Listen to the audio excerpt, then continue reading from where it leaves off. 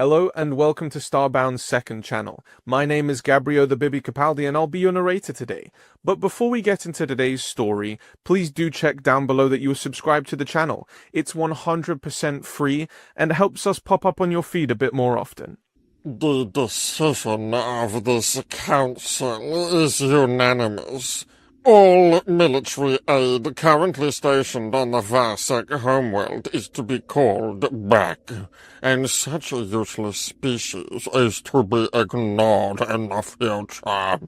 Good luck fending for yourselves, and consider this meeting adjourned, said the president of the Galactic Council through the virtual channel, and the connection was severed, sending Credir back to reality.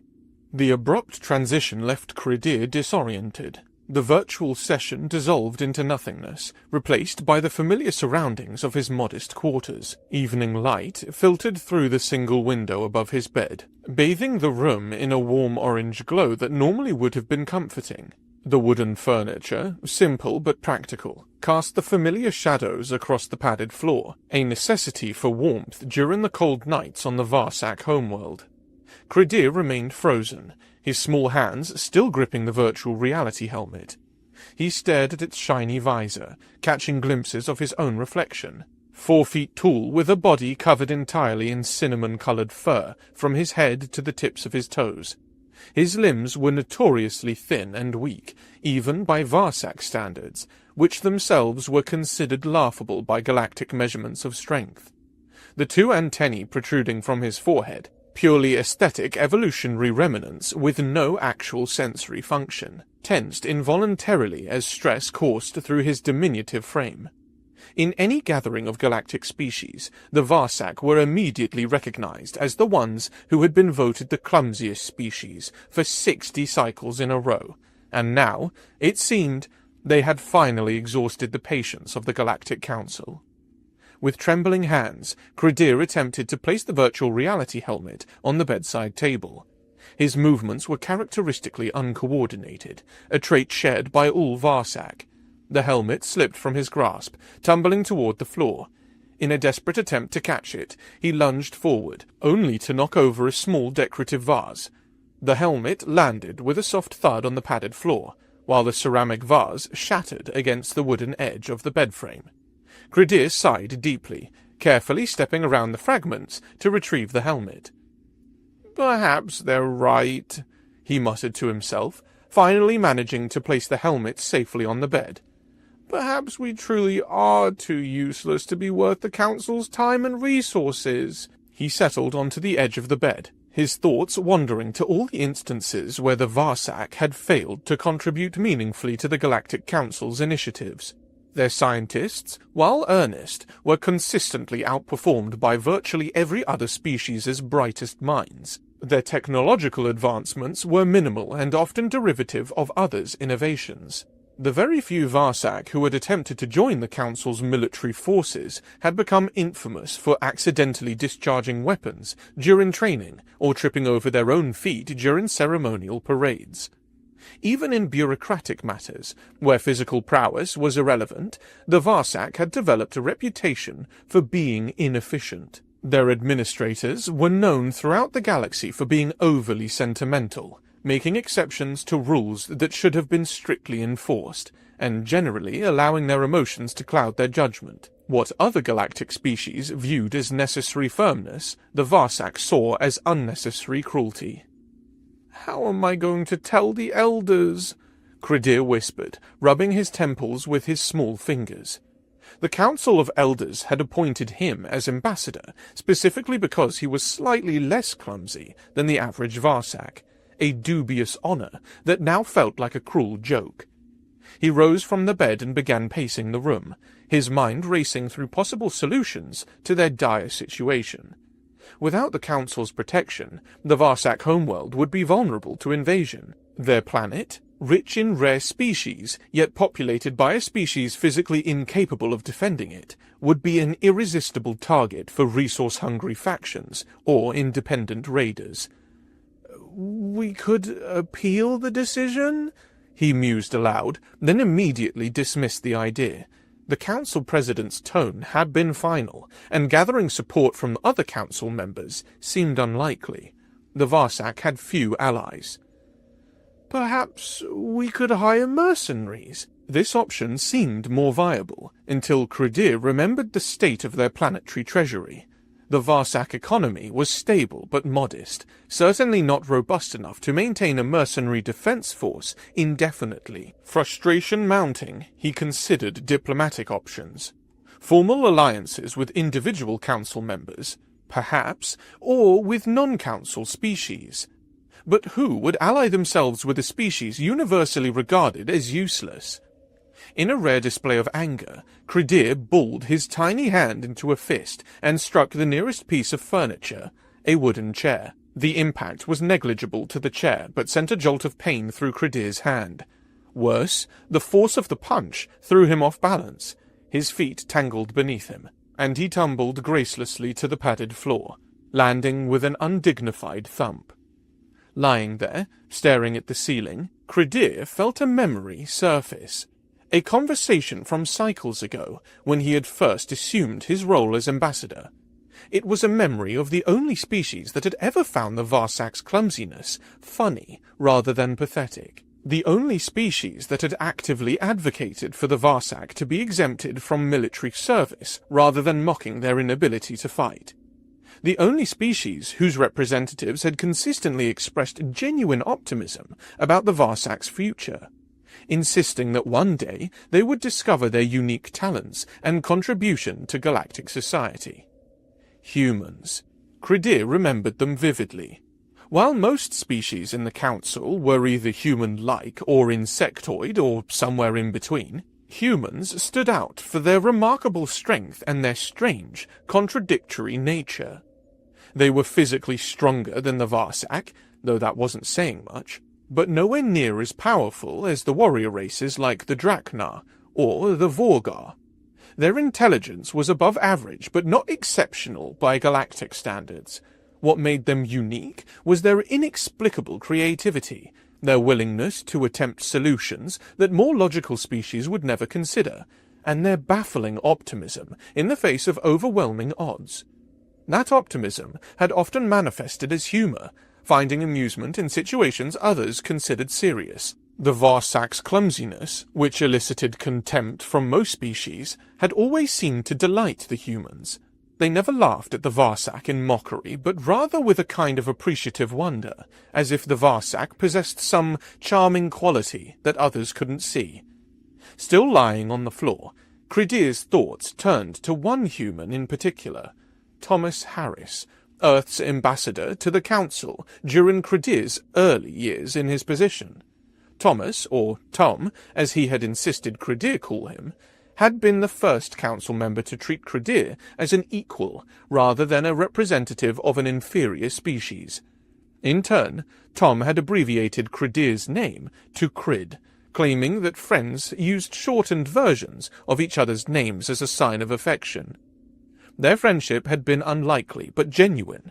Tom had been patient with Credir's clumsiness, never growing frustrated when the Varsac accidentally spilled drinks at diplomatic functions, or tripped over ceremonial robes during important proceedings. Instead, he had often diverted attention from these mishaps with well-timed jokes, or by pretending he had been about to do something similar himself.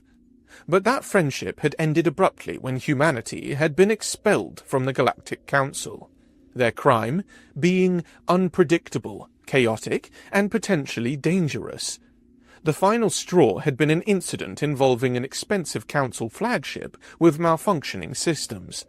A human engineer had attempted what they called percussive maintenance, essentially hitting the delicate core components with a tool until they started working again.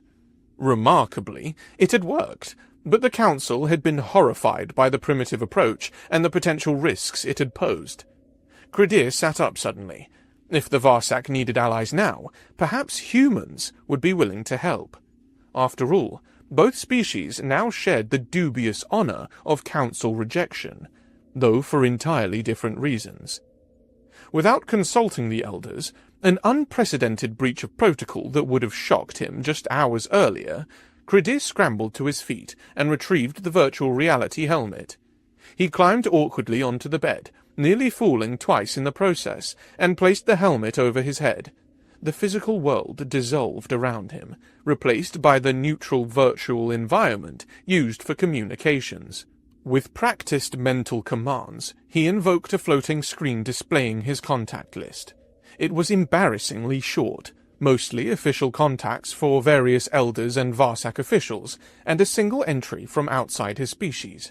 Tom Harris. Credir hesitated, his virtual finger hovering over the contact.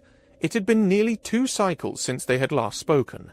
What if Tom had forgotten him? What if humans held grudges like the Caligari, who were known to maintain feuds for generations? What if Tom simply didn't want to be reminded of his time on the council that had rejected his species? With a decisive motion, Credir pressed the call button. The screen showed the connection in progress logo, indicating that the call was connecting. Credir felt his heart racing, his antennae moving nervously as he waited, rehearsing opening lines in his mind. Should he be formal? Casual? Should he apologize for the long silence, or simply pretend it hadn't happened? Before he could decide, the screen shifted, and the familiar face of Thomas Harris appeared. He looked older than Credir remembered, more lines around his eyes and mouth, grey streaks in his formerly dark hair. But his eyes still held that uniquely human spark of curiosity and warmth. "Ambassador Credir," Tom said, his tone formal but not unfriendly. "This is unexpected." "Ambassador Thomas," Credir replied with equal formality, noting that they had reverted to using each other's full names. "I hope I'm not disturbing you?" "Not at all. It's been a while." An awkward silence followed, heavy with unspoken questions. Credir searched for a safe topic to ease the tension. "Your hair has changed colour," he finally said, immediately regretting the observation. Was it impolite to mention such things to humans? He couldn't remember. To his relief, Tom smiled. "Happens to the best of us. You look exactly the same, though. One of the benefits of Varsac physiology, I suppose, aging gracefully." "We don't change much externally," Credir agreed, "though I assure you my joints feel every cycle that passes." Tom's smile widened slightly. "So, what can I do for you, Ambassador? I doubt this is a social call after all this time." "Actually," Credir began, then paused. It seemed wrong to immediately dive into his problems. "Perhaps we could catch up first. I've often wondered how you've been since the council's decision." Something in Tom's expression softened. "That's very like you, Cred." The use of the nickname sent a wave of relief through Credir. Perhaps their friendship wasn't beyond salvaging after all. "Life after the council has been interesting," Tom continued.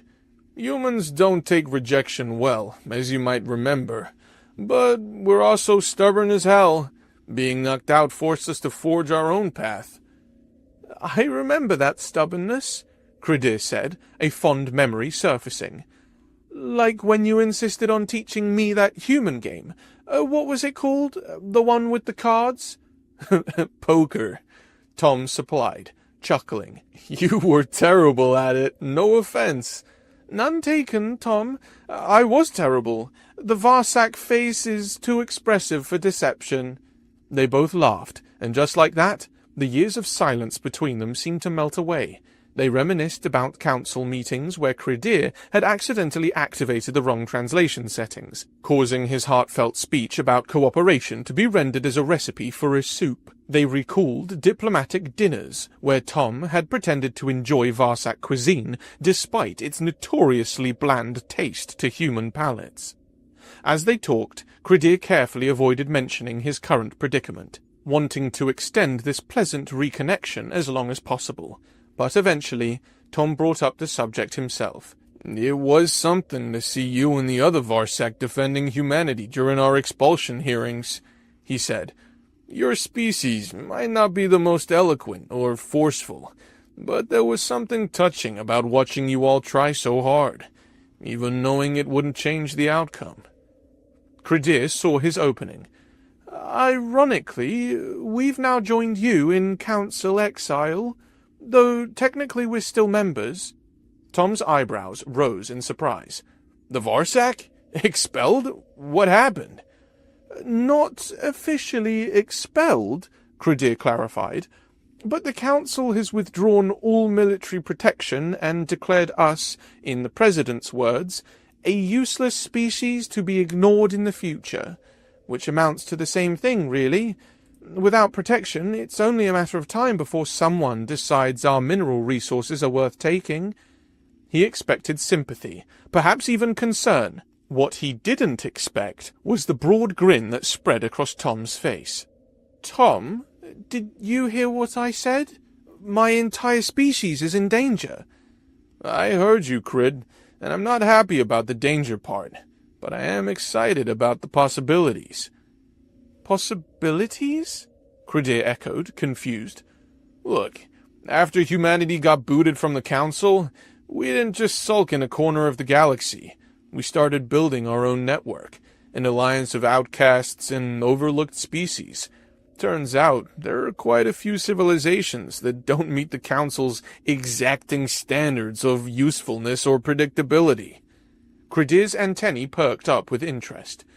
You formed your own council? Nothing so formal. We call it the Cooperative. Less hierarchical, more collaborative. And we might be exactly what the Varsac needs right now. I haven't even informed the elders about the council's decision yet, Credir admitted. I was hoping you might have some advice, but I never expected. An actual solution? Tom finished for him, still grinning. That's what friends are for, Crid. The elders will need convincing, Credir cautioned. They've always been conservative, and aligning with expelled council members might seem desperate. Aren't you desperate? Tom asked bluntly. Credir couldn't argue with that. Yes, I suppose we are, but the elders will want assurances, details about this cooperative and what joining would entail. Then I'll come to you, Tom decided instantly. Nothing convinces like a face-to-face meeting. Besides, I've missed your planet's perpetual autumn. Earth has seasons, it's all very dramatic compared to your world's pleasant consistency. You would do that? Credir was touched by the offer. Absolutely, and not just because the Varsac would be valuable additions to the cooperative. It's because it's you asking, Crid. The conversation continued, details were arranged, and by the time they disconnected, Credir felt a spark of hope that had been absent when the council president had delivered the fatal verdict. As he removed the virtual reality helmet and set it aside with uncharacteristic grace, he allowed himself to imagine a future where the Varsac found their place in the galaxy, not as the clumsy species everyone pitied, but as a valued member of a new kind of interstellar community. 1 month later, Credir found himself leading Tom through the halls of a Varsac educational facility. The formal diplomatic meetings had concluded days ago, with the elders cautiously agreeing to consider the cooperative's offer of alliance and protection. Now, Tom had requested a tour of ordinary Varsac life to better understand the species he was hoping to integrate into his coalition. The school was a source of pride for Credir, a place where young Varsac learned not just academic subjects, but also practical skills to compensate for their natural clumsiness. The architecture featured rounded corners, padded surfaces, and stability rails along every wall. Nothing was fragile, nothing was sharp, and everything was built to withstand accidental impacts. And this is our practical physics laboratory, Credir explained, gesturing to a room where young Varsac were attempting to build simple machines. We emphasize hands-on learning whenever possible, although, as you can see, it often leads to... A crash interrupted him as a youth accidentally knocked over an elaborate pulley system. The other students helped clean up without comment or mockery. Such accidents were simply part of Varsac life. Credir glanced at Tom, expecting him to be paying close attention, but the human's gaze was directed elsewhere, watching a group of students in the courtyard, visible through the window. His expression was thoughtful, almost distracted. "Tom, is something wrong?" Tom turned back to him. "Oh, sorry, just thinking." "About what?" Credir pressed, suddenly worried. "Is it the Alliance? Have you changed your mind?" Tom shook his head. "No, nothing like that. I'm just, struggling with something. I came here confident that we could find a role for the Varsak in the cooperative, but after a week of observation, I'm still not sure what that role should be." He gestured toward the courtyard. "Your people are kind, thoughtful, and well-meaning. But every species in the cooperative contributes something unique. The Naldrin have their advanced biotechnology, the Zen their unparalleled spaceship designs. Even the tiny Mick, with their ability to survive in toxic environments, serves as our hazardous material experts." "And you're wondering what we bring to the table?" Credir finished for him, his voice flat. "I'm wondering how best to defend your abilities to other members," Tom corrected gently. "I know there's something the Varsak excel at. I just haven't found it yet, and I don't think touring another school is helping me discover it." Credir sighed, leading Tom away from the laboratory toward a quieter corridor. "You don't need to sugarcoat it, Tom.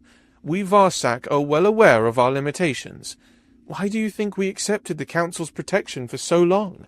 We can't fight, our scientific contributions are minimal, and even our administrative abilities are compromised by what other species see as excessive emotionality."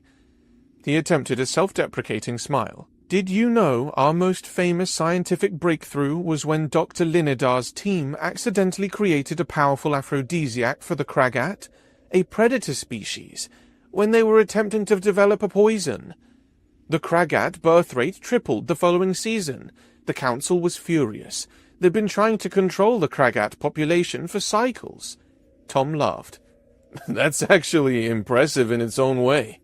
"It's embarrassing," Credir corrected, "as is the fact that our military exercises routinely end with more self-inflicted injuries than training objectives completed, or that our diplomatic corps is known throughout the galaxy for agreeing to unfavorable terms because we're too polite to negotiate aggressively." Tom remained quiet for a moment, then asked, "Where else can we visit? Somewhere that isn't an educational or governmental facility?" Credir considered. "There's the Central Library nearby. It houses our historical archives and cultural collection. Would that interest you?" "Lead the way," Tom agreed. As they walked toward the library, Tom continued his gentle probing. "There must be something the Varsak are naturally good at. Every species evolves with some advantage." "Our fur is quite soft," Credir offered sarcastically. "Perhaps we could be the galaxy's pillow stuffing." "Be serious, Crid." "I am being serious. Our evolutionary path favored caution and retreat over confrontation.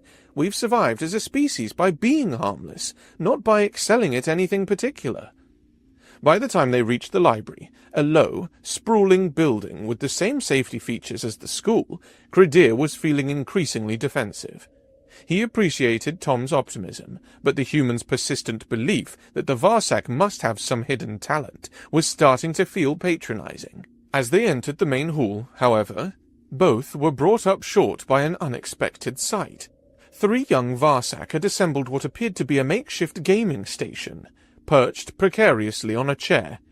The youths were huddled around a small projection screen, their fingers touching control interfaces with surprising dexterity. On the screen, stylized figures were engaged in combat, moving with fluid grace that stood in contrast to the typical Varsak movements. Colorful energy blasts and impossibly acrobatic maneuvers filled the display. A booming voice occasionally intoned phrases like, "Finish him," followed by representations of graphic violence that seemed wildly out of place in the sedate library. Credir was shocked into momentary silence before anger took over. "What do you think you're doing?" he demanded, his voice echoing through the quiet space. The young Varsak jumped in surprise, nearly toppling their setup. One of them fumbled with the controls, freezing the game. Ambassador Credir, the tallest of the three stammered. we were just... I can see exactly what you were doing, Credir cut him off.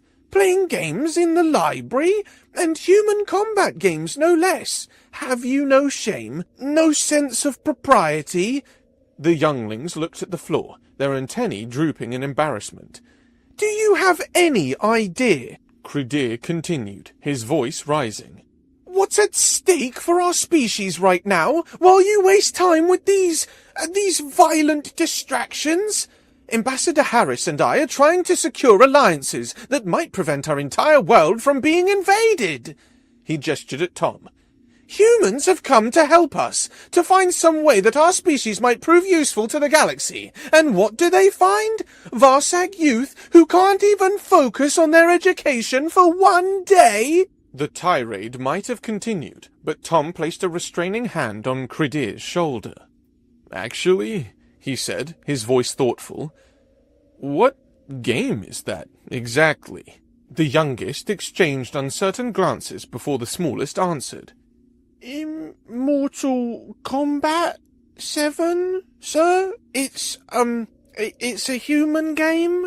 I know it, Tom said, stepping closer to examine their setup.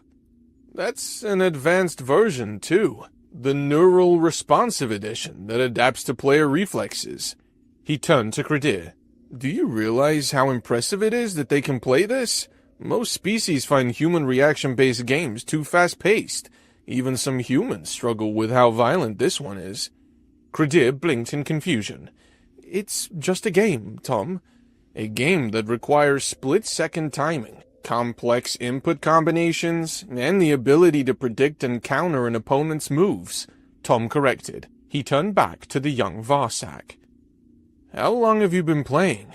About 4 months, the tallest answered, still nervous but clearly pleased by Tom's interest. We play every day after studies. And you've mastered the advanced combo system already? Tom sounded genuinely impressed. Let me see you play. As the younglings eagerly restarted their game, Credir pulled Tom aside. This is a waste of time. What does their proficiency at entertainment have to do with our survival as a species? Tom wasn't listening. He was watching the young Varsak play with intense concentration. After several minutes, he turned to Credir with a broad smile that seemed entirely out of place given the circumstances. I've got it, he announced. I know exactly how we're going to protect your planet. Through video games? Credir scoffed. Don't be absurd. Not absurd at all, Tom insisted. In fact, it's brilliant. But you'll need to let go of some preconceived notions about what constitutes valuable skills in galactic society. He glanced at the young players, then back to Credir. Are you willing to hear me out? Really hear me out? Without dismissing the idea immediately because it doesn't fit your understanding of what's serious or important? Credir wanted to argue, but the excitement in Tom's expression gave him pause. This was the most animated he'd seen his friend since his arrival, and, he had to admit, they had few other options. Very well, he conceded. I'm listening.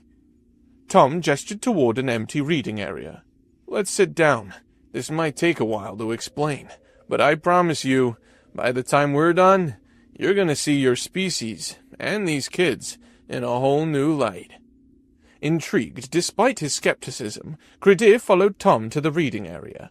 The three young Varsak, noticing the ambassadors settling in for a serious discussion, paused their game and edged closer, clearly curious about what the human had in mind. Tom smiled at them, waving them over. You three might want to hear this too. In fact, I want you here to answer some questions. As they gathered around, Tom leaned forward, his eyes bright with the particular intensity that Credir had come to recognize as uniquely human inspiration, the kind that other species often dismissed as madness until it unexpectedly succeeded. Let me tell you about a concept humans call Thinking outside the box, Tom began, and how your supposed weaknesses might actually be averaged to work in your favor. The conversation that followed would change the course of Varsac history forever. 3 years later, Credir stood by the large panoramic window of the command center, sipping a steaming cup of coffee, a habit he'd acquired from Tom. The human beverage had initially tasted bitter and unpleasant to his Varsac palate, but he'd grown to appreciate its complex flavors and the alertness it provided. Much like his relationship with humanity, what had once seemed strange and uncomfortable had become a source of comfort and strength. Outside, the normally peaceful horizon of the Varsac homeworld was interrupted by flashes of light and plumes of smoke. The invasion they had long feared had finally come. The Draknar, notorious for their aggressive expansion and dismissal of diplomacy, had arrived with a fleet of battleships that darkened the sky. Their blaster beams cut through the morning air, striking the outskirts of the capital with devastating power. Each impact sent tremors through the ground, even at this distance. Credir took another sip of his coffee, watching the destruction with a calmness that would have been unthinkable 3 years ago. Back then, such an attack would have been devastating. Today, it was merely the beginning of a demonstration. He turned away from the window, surveying the vast chamber behind him. Rows upon rows of Varsac sat in specially designed chairs, each wearing a virtual reality helmet similar to the one he had once used for council communications. But these helmets served a very different purpose now. Each was connected to a complex neural interface, allowing the wearer to control something far more substantial than avatars in a virtual meeting space. The room was eerily quiet, despite housing over 200 Varsac. Only the occasional murmur or soft chuckle broke the silence, signs of concentration rather than concern. On the wall opposite the window, an enormous screen displayed real-time footage of the battle unfolding beyond the city limits. It was to this screen that Credir now turned his attention.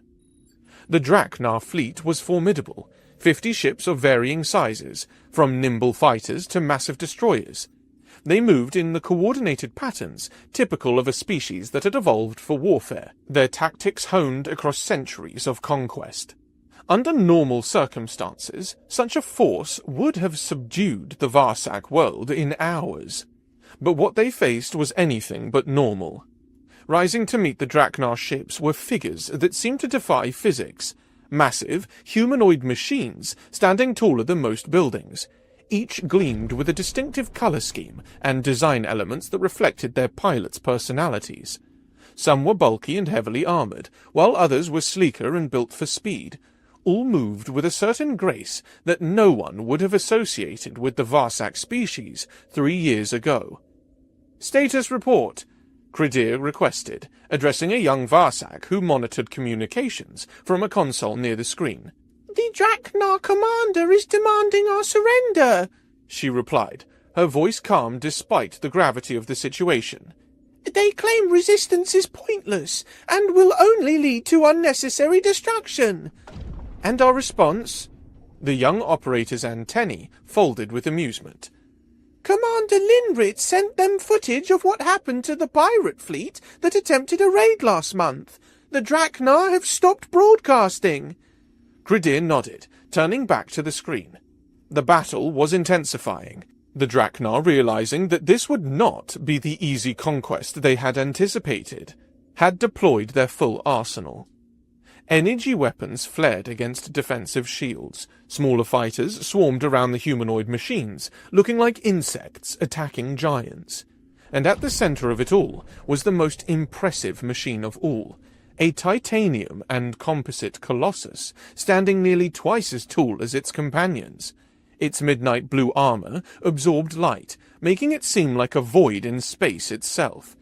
In its hands, it wielded a massive sword with edges that glowed with contained plasma energy, hot enough to slice through starship hulls. As Credir watched, this behemoth crouched, its systems gathering energy, then launched itself skyward with a burst of propulsion that defied its enormous mass. It soared higher than seemed possible, the plasma-edged sword held high above its head. At the apex of its jump, it brought the blade down in a perfect arc, cleaving through a Drachnar destroyer as if it were cutting through water, rather than reinforced alien alloys. The destroyer split in two, each half drifting apart before secondary explosions consumed them both. The giant machine landed with surprising lightness, already pivoting to engage its next target. "That's Tinir, isn't it?" Credir asked, recognizing the distinctive fighting style. "Yes, Ambassador," the communications officer confirmed. "He's improved significantly since last month's exercises." Credir smiled faintly. Tinir had been one of the 3 young Varsak they had discovered playing human games in the library 3 years ago. Now, he was the lead pilot in what had become known as the Varsak Defense Force, an elite unit of virtual pilots who controlled these machines, which humans called Mecha, for the safety of the command center. Of course, another unit to control a space fleet as well. The ingenuity of Tom's plan still amazed Credir. The human had recognized what no one else had, that the Varsak's natural clumsiness in the physical world could be completely bypassed in a virtual environment. Their neural pathways were actually exceptionally well suited for rapid processing of complex sensory input and precise control through technological interfaces. With human engineering assistance, they had developed the remote-controlled mecha units that now defended their world. The control systems were specifically calibrated to Varsak neurology, making them essentially impossible for other species to operate effectively. What had once been a species known only for being clumsy and ineffectual was now becoming renowned throughout the galaxy for having the most advanced remote piloting force in known space. On the screen, the battle was reaching its conclusion. The remaining Drachnar ships had broken formation and were attempting to retreat. The mecha units pursued with relentless speed, disabling engines and weapon systems with precision strikes. Credir felt a swell of pride as he watched his people defend themselves for the first time in their history. The Varsak had found their purpose, their unique contribution to galactic society. They were no longer the species that everyone gave up on. They were becoming the species that everyone wanted as allies. His thoughts turned to Tom, now serving as the official human ambassador to the Varsak homeworld. The human had seen potential where everyone else, including the Varsak themselves, had seen only limitations. He had noticed a trait in their young that their own elders had dismissed as frivolous. "Ambassador," the communications officer called, interrupting his thoughts. "We're receiving a transmission from the Galactic Council. They're requesting information about our defense systems." Credir laughed softly. Of course they were. The same council that had abandoned them as useless was now undoubtedly concerned about the impressive military capability the Varsak had developed seemingly overnight. "Tell them I'll be happy to discuss it at the next council meeting," he replied. "Schedule it for the 30th of February on the human calendar." As he turned back to the window, watching the distant flashes of combat grow less frequent as the invaders were systematically defeated, Credir felt a profound gratitude toward humanity and especially toward Tom. They had seen value where others saw only weakness, potential where others saw only limitation. Everyone had given up on the Varsak, except humanity. And because of that exceptional human perspective, the Varsak had finally found their place among the stars.